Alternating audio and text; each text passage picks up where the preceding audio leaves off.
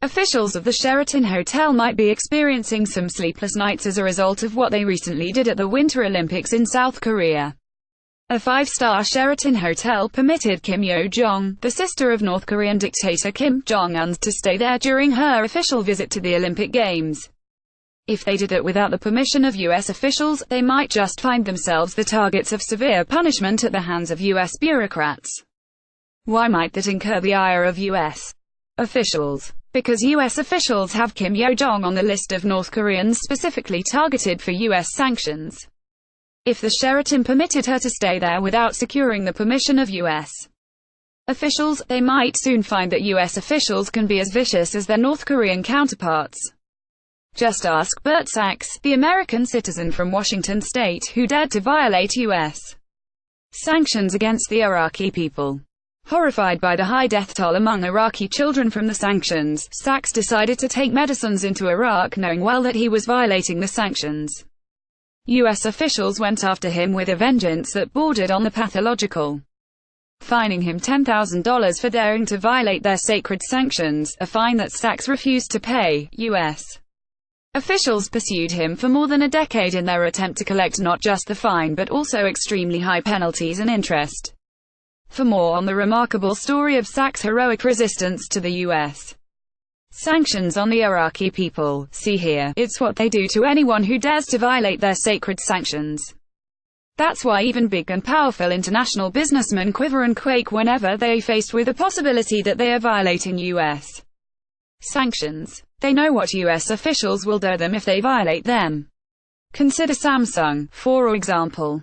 It has a policy of giving out smartphones to the Olympic athletes, not only as a means of communication but also so that they will be able to take photos of their Olympic experience. Not so for the North Korean athletes, who won't be taking any selfies home with them. No, not because they might be punished by North Korean officials for having something by which they could access the internet, but because Samsung was scared to death that they would be violating U.S. sanctions if they gave free phones to the North Korean athletes. Samsung officials were scared of what the U.S. government, not the Korean government, might do to them. Is that pathetic or what? That's not all. A North Korean 229-member cheerleading squad, consisting of an army of beauties, has mesmerized the crowds and the press at the Olympics. They came down from North Korea in a huge ferry, where North Korean officials required them to stay to prevent the learning too much about life in South Korea and to prevent defections. But a big problem arose with the ferry. After it arrived, it was low on fuel and asked the South Koreans to refuel it. South Korean officials were scared to death. They just didn't know how the U.S. government would react to what would amount to a clear violation of sanctions. According to an article in the New York Times, as of Wednesday evening, the South had not decided whether to supply the fuel.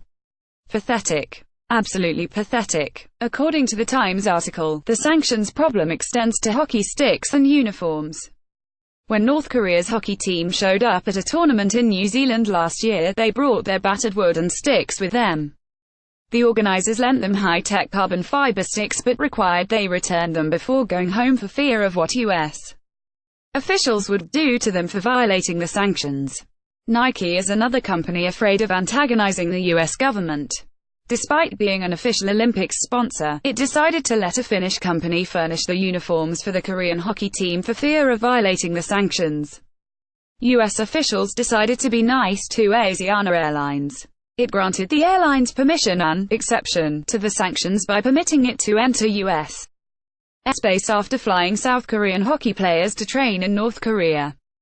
The sanctions require that when a plane flies into North Korea, it has to wait 6 months before entering U.S. airspace.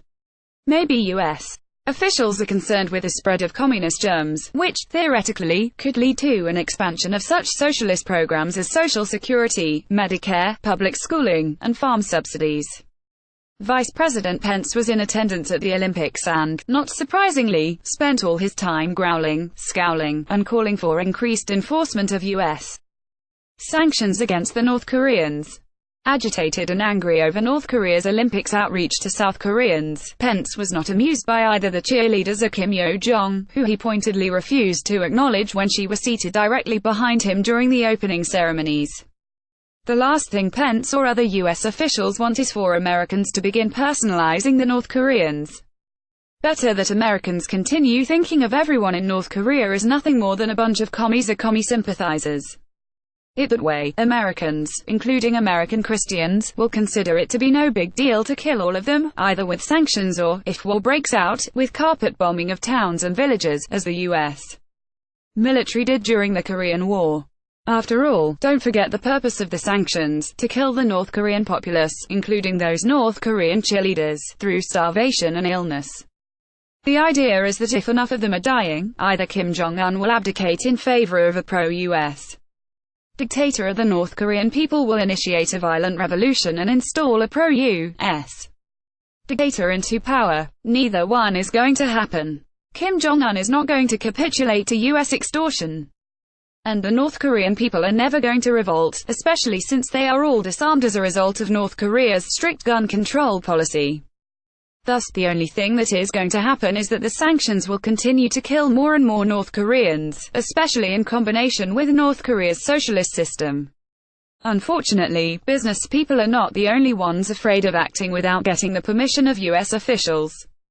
When Kim Yo Jong extended an invitation to South Korean President Moon Jae-in to visit North Korea, he deflected the invitation, no doubt scared to accept the invitation without first checking with U.S.